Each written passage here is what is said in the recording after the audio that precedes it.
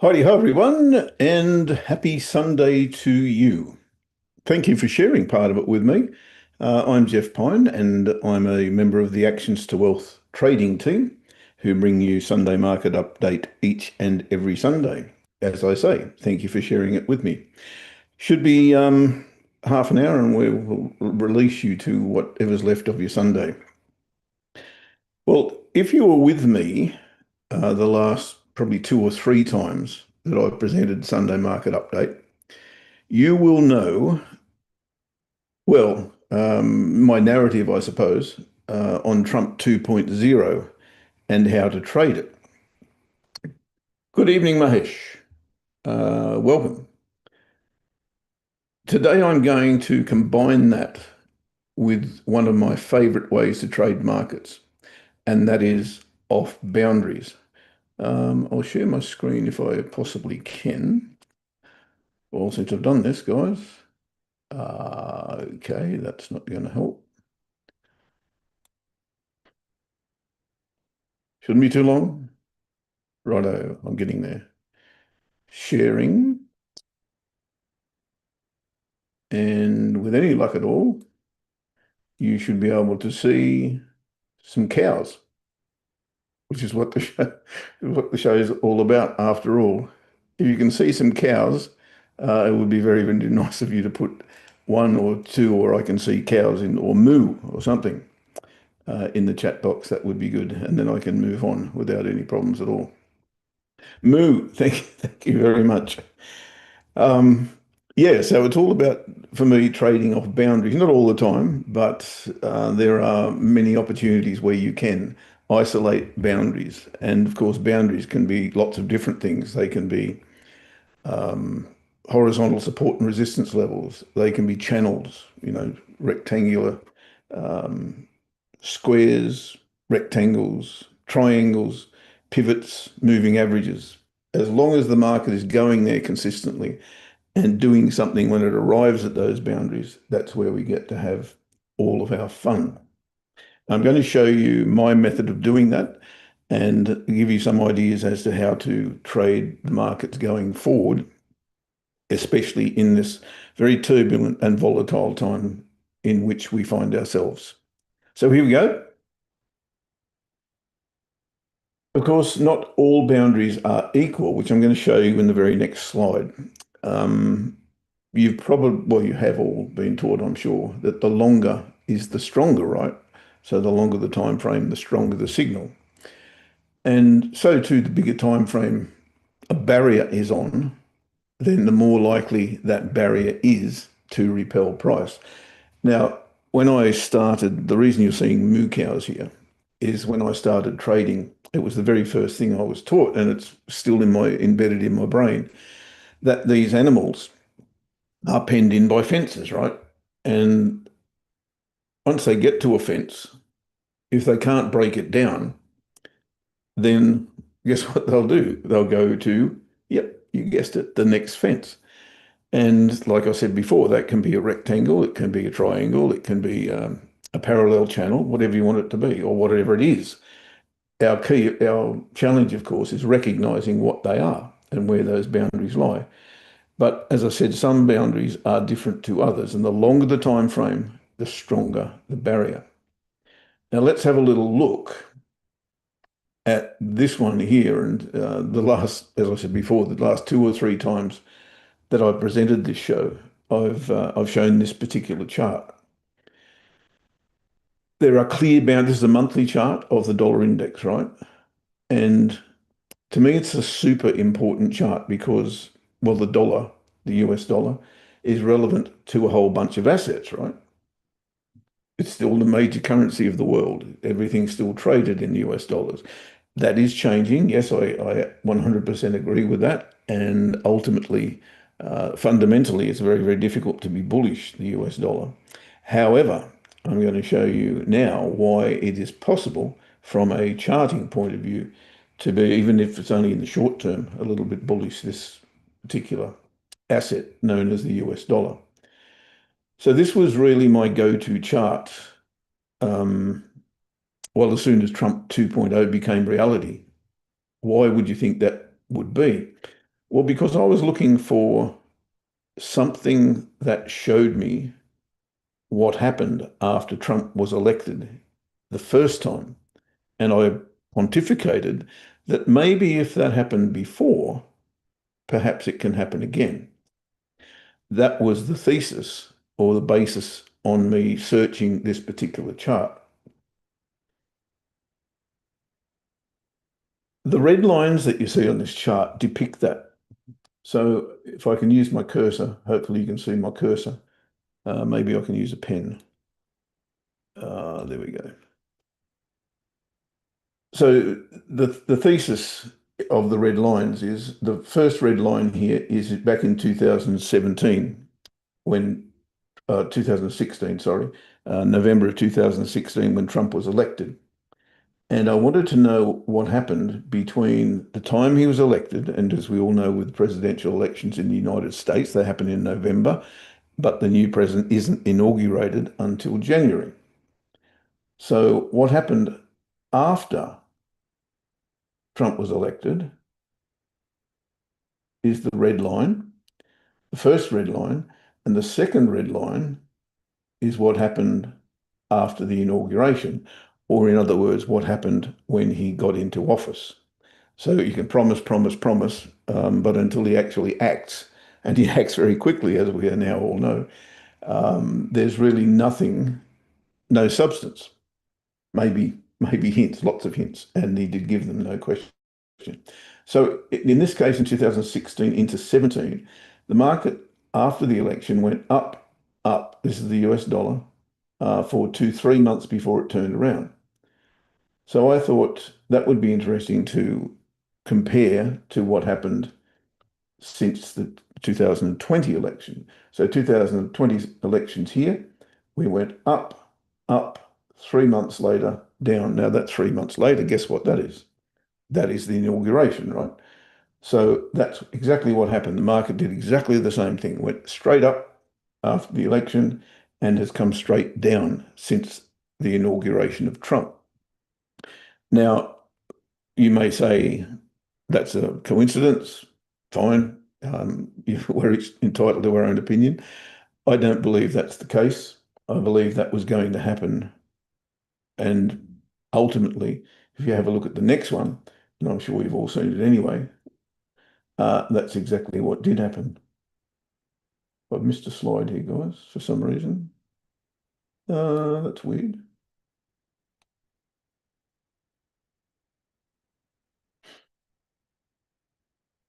Okay. Well,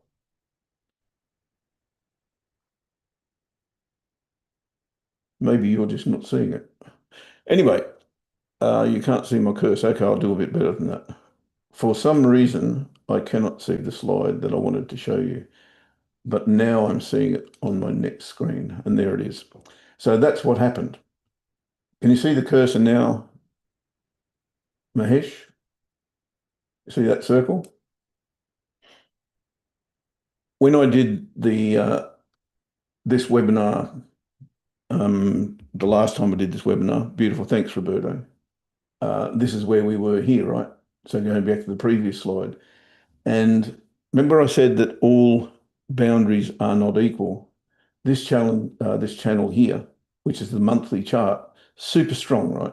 And you can see it whenever we get to the top, we head towards the bottom, top to bottom, and ultimately we hit the bottom, ultimately we hit the top.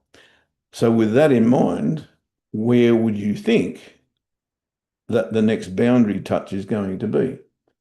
Well, if all things are equal, then it had to be here, right?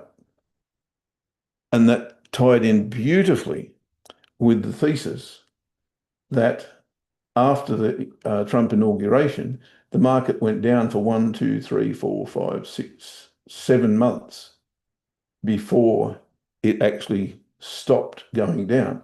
So we've been 1, 2, 3, 4, 5, 6. We're in the 6th month now, and we're soon to hit the 7th month. Coincidentally or otherwise, we are at what I call an inflection point, certainly at the bottom of that channel, right?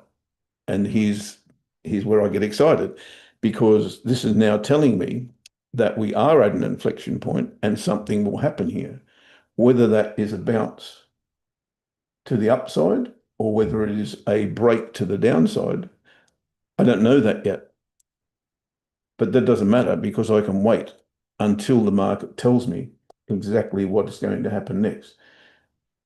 Smaller channel, broken false, broken here. Is it false break of the inner channel? I don't know yet.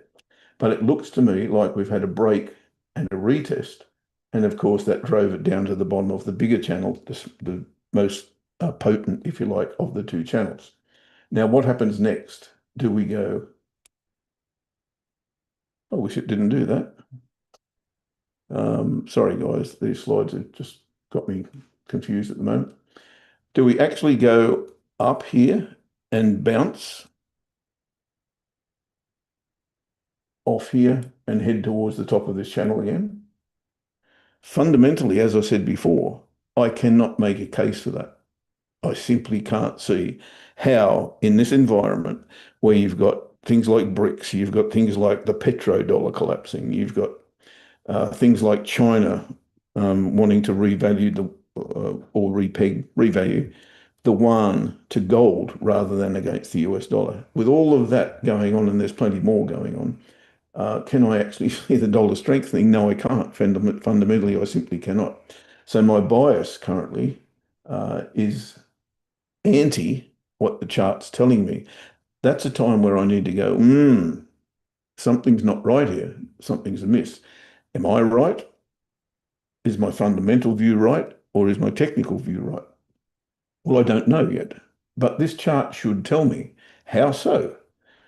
Well, if it's going that way, it should start going that way and then go into trend, similar to what it does here and here. So all I need to do is wait for that to occur and then jump on board. I don't need the first move of that, right? I just need to confirm that the market is going up. That for me comes in the form of a higher low. If it's accompanied by a higher high, all the better. But really, I'm looking for a higher low to confirm to me that this channel is still intact, is still in play, is still strong, and I want to be part of the move that goes up that way. If that doesn't happen and we get a break here, I won't know if that's real until I see a lower high or essentially a retest of the channel. So I want to see, and I'll get rid of all this stuff. It's getting a bit messy, isn't it? Can I do that? So I'm not used to this pen. There we go. So I want to see this happen. Sorry, guys, when I click, it's changing my slide, and I don't want that to happen. Let me try it again. Okay, so if I see that happening, that break, I won't be trading the breakout. I'll be trading either the retest or a lower high. If, however, we come straight back inside here and retest that level, I'll be looking for price to go back where it came from. So there's all those three scenarios exist. It's a matter of recognizing which one is which. It's not a matter of going, okay, the fundamental story is, well, for me anyway, I mean, whatever floats your boat. But for me, I've got to be very confident that what has happened is a harbinger of what is to happen, not what is likely to happen or what could possibly happen is what I need to trade. I need to trade what I see. And if I see that break and retest without coming back into this area here, then I'm happy that we're going that way. But if it does come back in here, I'm happy we're going that way. So all of those little nuances are there, but this is what trading the boundaries is very good at doing. because it becomes, or trinary, if I can put it that way. It's either going to bounce, it's either going to break, or it's going to be a false break.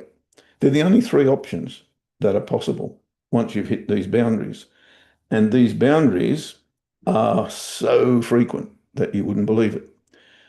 I'm going to leave this now and I'm going to go to the euro dollar chart, which is really a proxy for the US dollar. So maybe you don't trade the dollar index. A lot of people don't even recognize it or have it on their charts. So I'm going to go to something that is on your charts, and that is the euro versus the dollar. Now, this is a complete reversal of the chart that you just looked at. Once again, we're on the monthly chart, and the monthly chart is telling me exactly the same thing. We are at an inflection point, and there is the inflection point. Do I need to do anything now? Well, a couple of things.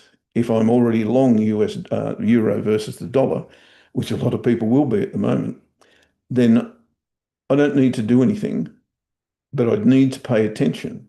I need to pay attention because we're getting to that inflection point and something is likely to happen. Perhaps that something is this, which is what happened last time we got to this level. This level meaning the top of the channel, not the horizontal level. But this is speaking of the horizontal level, it's not too far away from where we are either. I don't know if you saw the other slide, which suggested that post the Trump inauguration, there was a 13% decline in the dollar index. And that 13% was just below where the bottom of that channel is. Well, that fits this narrative absolutely to the letter, because if I can find my pen again, here we are, because that would be around about that level or very, very close to it. And at that point, we got a turnaround. Now, is that going to happen again? Look at what happened in the first instance, or Trump 1.0. The market went up for 7 months before it retraced slightly. Then it hit the boundary, right? And what happened after that, we can all see. So currently, we've been going up for 1, 2, 3, 4, 5, 6 months. And once again, the narrative could be filled by 7 months going to probably this level. What I would then be looking for, pursuant to what I've just shown you on the dollar index chart, would be one of three things, really. The first thing I'd look for is a retest of that level, a retest of the breakout level. If that were to be the case, and we finished up with a higher low here, then I'd be pretty keen to trade here, but not through that level. I'd want to get some money in the bank before I hit that level. The other option would be to wait for price to come back underneath this channel and retest it from below, giving me a lower high. And then I'd be confident that if price came back to there, guess what? It's going back to the bottom of that channel. Now, I cannot for the life of me see that happening. I truly cannot for the life of me see that happening from a fundamental standpoint. I'm not a fundamental trader, but it's got to be in my mind what's going on in the world. And what's going on in the world is not pretty for the US dollar. That said, I will follow what happens here, not what I feel can happen as a result of the fundamental situation. This is all about trusting the chart and trusting what price tells you once it gets to those levels. Now, I know we're not all trading on monthly charts, though I would suggest to you sometimes when you've got a volatile situation, it's not such a bad idea. But these opportunities that I'm talking about come up so regularly once you've hit the top of a channel or the bottom of a channel, horizontal level, trend line, moving average, whatever the case may be. You've just got to wait and read what price has done once it's hit that level. It will do something, I promise you that. It'll break it, and retest it, go again, or it'll come back inside it and go in completely the opposite direction. So bounce off the boundary, if you like. So carrying on with that thesis, where do we go from here in terms of what are we going to trade? How are we going to trade next? What's the most likely outcome for all of these currency pairs and these assets and indices or whatever the case may be? Well, it's a simple matter of finding, for me, I mean, and if you wanted to have a look at this, finding the boundaries. Where are these boundaries? Well, it's simply a matter of looking at the charts and going, oh, I've got a descending line here that's joining two lows, one here, one here. As soon as I've got two like that, and there'd be two up there that would be equidistant, so this may well have started as a channel in that direction, or same direction, but off those two. Once I've got two at the bottom and two at the top, that's when I can trust the lines. I can trust that if we get a bounce off here, we're going to go down here. If we get a bounce off here, we're going to go down here. I can trust that after two times on both the bottom and the top. Same with the horizontal level, same with the trend line, same with the moving average. So then I don't have to look at the monthly chart at all because I know we're here. What I can now do is go to the weekly or the daily chart, even the intraday chart if you so chose, and look for exactly what I've described here. So look for a false break of that level, or look for a break and retest of that level. That will tell you the direction that you should be trading in. That's why I believe boundaries are super, super important to you. I'm going to give you, well, I'm giving you one here, euro dollar. This is my focus for the next goodness knows how long until I get that signal, the signal whether we're going short, long, or waiting. I'll be doing that until it tells me. I'll also be looking. This is the daily chart. This gives you exactly what I was just talking about. So if we're coming off the bottom of the channel, as we are here, there are a lot of opportunities to trade on the daily chart once you've got that bigger picture in mind. So here's right off the bottom. Now you've got a higher low here, a higher low here, and then you've got the breakout. So depending on how you get in the market, and I'm not preaching that to you tonight. I'll come back to that in a second. But my method has got lots of entries here. This is what I call a dominator. So I would enter there. I would then enter again here, break, retest. So I'd enter here and I'd go again. We've got another opportunity up here, exactly the same thing. We've broken the trend line, we've retested the trend line. You would have had to have been a little bit clever where you put your stop loss in that case, otherwise you would have got smashed. Another one here, breakout, retest, another entry up here, and away you go. So it's a matter of, okay, here's the boundary. We've hit the boundary. This one's bounced. And now we're looking for higher lows, breakouts, retest, higher lows, breakout, retest.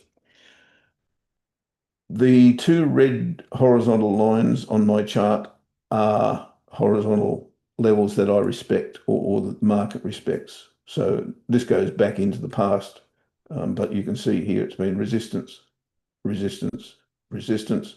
And once that resistance broken, then happy days, away you go. Didn't get a retest here on this one, but that's such a strong candle. And you've got a sequence of triple bottom, higher low, second higher low. Just for clarification, the second low out is a better one than the first one, but the first one's not too bad, and I trust it. But the second one is always really good as well. So they're simply horizontal levels that the market has respected in the past. You can see over here as well that was respected at that level. And of course, there's a whole lot of support and resistance here as well. So those key levels is what they are at the end of the day. Zoe, what's the likelihood that the candle will resist the channel and bounce downward? Well, the way to work that out, Zoe, actually, I'll go to a new chart to show you how to work that out. But it's simply a matter of history. So look left at the end of the day. The likelihood on any single occasion is impossible to work out, absolutely impossible to work out. But that's why you need precedents. You need to have at least two, top and bottom, to give you a recognition point, if you like, or a history that the market or price does react at those points. But there's no way in the world that um, you can give me a likelihood that that's going to happen unless you're using horizontal levels. And then you can work it out because you can go back as far as you like in the chart, and I'll show you how to do that in just a tick. You can go back in a chart and say, well, okay, over the last 30 days, this has happened 10 times, and every time it hits that level, it bounces off it. I trade that every day on a 30-minute chart with euro dollar, and I'll share that with you in just a tick. So the point of the exercise is once we've hit those boundaries on the monthly chart or weekly chart, if you like, or you can transfer it to whatever chart you like, but the monthly is really, really strong, weekly strong, daily strong if you're trading intraday as well. Once you've hit those boundaries, switch down a couple of time frames, and then you'll find where your trades will be. Again, I'm not here to give you methods of getting into the market per se, but my methods are pretty clear. I'm looking for those bounces. I'm looking for higher lows or lower highs, whatever the case may be, and retests of the previous level. So what else am I interested in? The euro. I'm definitely interested in the euro. This one is interesting. How about silver versus the US dollar? Again, along that Trump line, this one is absolutely going with that thesis or that theory that the market is reacting to whatever Trump did 8 years ago, basically. I'm seeing exactly the same pattern emerge. But this one's a classic. This is a clanger. This is silver. Now, silver versus the US dollar. I don't know if any of you know the history of silver versus the US dollar, but for the longest time, it's been manipulated by the big players, and there's been a cap, not physical, and you can't see it, but it's there. Every time silver gets to a certain level, they knock it back. And for whoever interest that is in, that has been the case for a long, long time. There is some or in fact, there are a lot of commentators at the moment I've noticed that I've been listening and watching, or listening to and watching, who are telling me that particular scenario of silver being manipulated is now over, which is very, very interesting. And if that's the case, then wow, the sky's the limit for this thing at the moment. But because we are boundary riders, we're not looking for the sky here, we're looking for a boundary. And at the moment, I've got a boundary here. And again, that red dotted line is a horizontal level that I believe the market will react to. So I've got a nice confluence here, top of channel and horizontal level on silver. Now, I'm massive bull of silver. I hold silver, trade silver, and nothing would please me more than to see silver go to $50. And ultimately, in the next 6 months, if what we've just heard, or what I've heard, and this manipulation of silver is no longer in play, then I see absolutely no reason why we don't test that high around about the $50 mark. But I can't trade that to there now. If I'm in the trade, fine, and I am.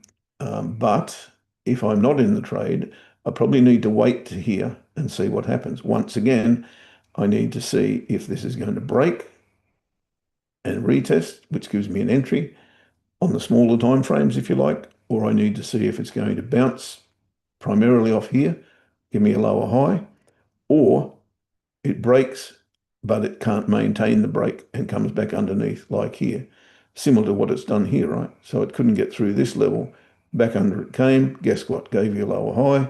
Away you go, away you go, away you go. Triple bottom, quadruple bottom, higher low, away you go in the opposite direction. So that's, the methodology that I will use, but I'm already in those trades, so I can add once we break here, no problem. But um, again, it's the boundary that will tell me what next to do. So there's one, that's two for you. Euro dollar, watch that. Watch silver. And like I said, this is a classic because of, and I already gave you the hint, this beautiful chart pattern. Those of you who don't know what a cup and handle looks like, well, there's a picture of one right there. And this doesn't look too different to that, does it? And of course, that red line, that trend line that I've got there, is what I call the neckline. And that neckline was broken and retested here. So beautiful entry on that bar, if you were paying attention. And as I said before, silver could have a very, very good run here if what I'm hearing from the commentators is on the money. Now, of course, commentators don't often get everything exactly right, so that may well be off the boil, but under the guise of where there's smoke, there's fire, I'm more than willing to stay in the trades that I'm in on silver. But watch it and see what happens at this level here. In my humble opinion, that could well be worth your while. What else do I want to show you? Oh, still on silver. What about a 45-year cup and handle starting in 1980 on silver, Aiden? Yeah, okay. Haven't looked at that, I must admit, but this is pretty cool. This one that we've got here, and I would imagine exactly the same thing applies. You'll have a boundary there as well. If you combine the neckline with the cup and handle, you should be able to trade that as well. What I've marked here is the neckline once again, and the measured move.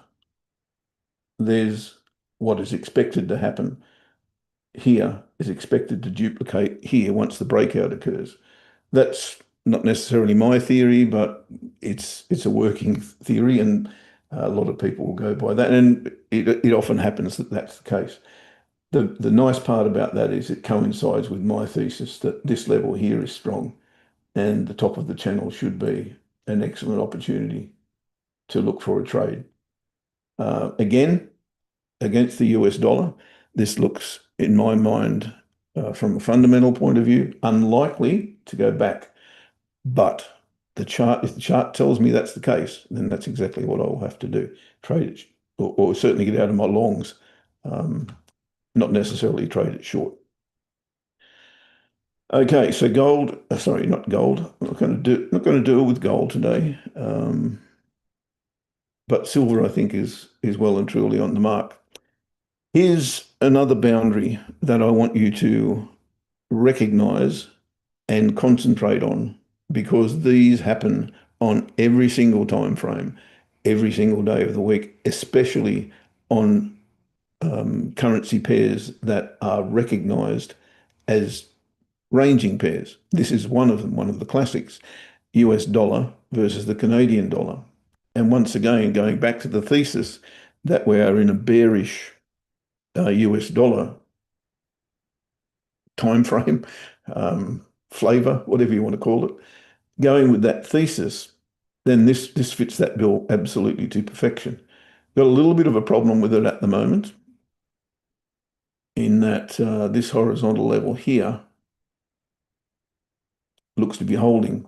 When I say that's a problem, I don't think it is a problem. I think it's an opportunity, because there's another horizontal level there.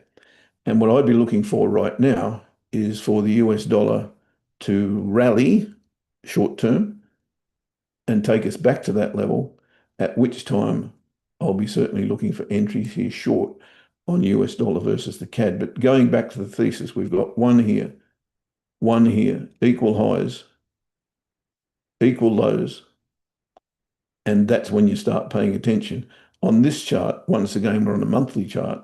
There doesn't seem to be that many opportunities to trade it, but slingshot traders will recognize that as a trade. Short, they'll recognize, I'm a slingshot trader, by the way, that's my trading style. They will recognize a break and retest of that level, then a dominator trade here. There are lots of opportunities here, even on a monthly chart. But if you consider that there's a bullish engulfing bar and a little bit of a retrace on a daily chart, that's going to look like a really good trade. And if you continue to follow that scenario, you'll do okay because these boundaries are there and they are solid. Once you've got a monthly chart that looks like that, you can put a fair bit of faith in this going that way. And I think dollar CAD is among one of the better of the boundary rider trades at the moment. Now, I did say I was going to show you um, reliable levels. I'll just super quick because we're out of time. I'll have to go to this chart. Guys, can you see euro dollar? There we go. Can you see a euro dollar chart, 30-minute chart? I've got my cursor going circle, circle, circle. Hopefully you can see that. If not, I will change. Yes, perfect. Thanks, Aidan. So here's the thing with euro versus the dollar. And like I said, this is what I trade every single day. Now, when I say trade every single day, that doesn't mean I put a trade in the market every single day. What it does mean is I'm monitoring exactly what happens every single day. I'll just get rid of that for now. And what I noticed over, how long have I been trading? 18 years. What I've noticed over 18 years is that there is a certain frequency on euro versus the dollar that gives us a huge advantage in being able to trade it. Now, I trade this on a 30-minute chart, and going back to the one of the questions before, which was how do we predict what was the or the likelihood from Zai? What's the likelihood of this occurring? Well, you can work this out because all you need to do, and what I've got here, right, is I've got the daily pivot is the purple line. The red line is daily support number one, and this other red line below it is daily support number two. Above it, I've got daily resistance number one, and I've got daily resistance number two. So you can work out the likelihood of the euro dollar going from, as I do, DS1 to anywhere, or DR1 to anywhere, or wherever price is to DR1, or whatever price is to DS1. You can work that out simply by counting. You just go backwards and count. Did it happen here? Yes, it did. Did it happen here? Yes, it did. Did it happen here? Yes, it did. What do I mean by that?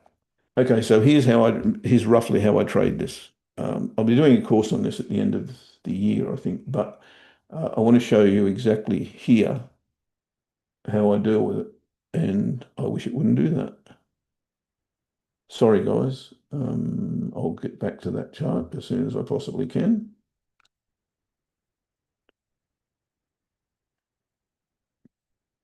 There we go. It should be back. I can't use the pen, but what I will do is show you exactly what I'm doing. Euro dollar on a 30-minute chart, so intraday, every day, has a certain nuance about it. And that is, no matter how it's trending, it will still react off the pivots. And when it does so, I can take advantage of that. It doesn't do it all the time, of course, but I can take advantage of it when it does. And that's what I mean by, yes, I'm trading every day, but not putting an order in the market every day. And there are certain times where you don't want to be doing that. And that would be, major releases because you can't predict what's going to happen on those major releases. But what you can predict with a good deal of confidence is that because euro dollar stays between DR1 and DS1 most of its time, and if you look, you will see that's the case. It doesn't go outside those lines very often. We can take advantage of that, and I do it in a couple of ways. But the easiest way to do it is to depends on when you're opening your charts, of course. But if you're trading Asia session, in all likelihood, price won't be anywhere near DR1 and it won't be anywhere near DS1. So what I will do, and I don't trade Asia session, so I come into to London session, and if I haven't had a test of DR1 or DS1, then I'll place an order. The order will be I want to buy at DS1 and I want to sell at DR1.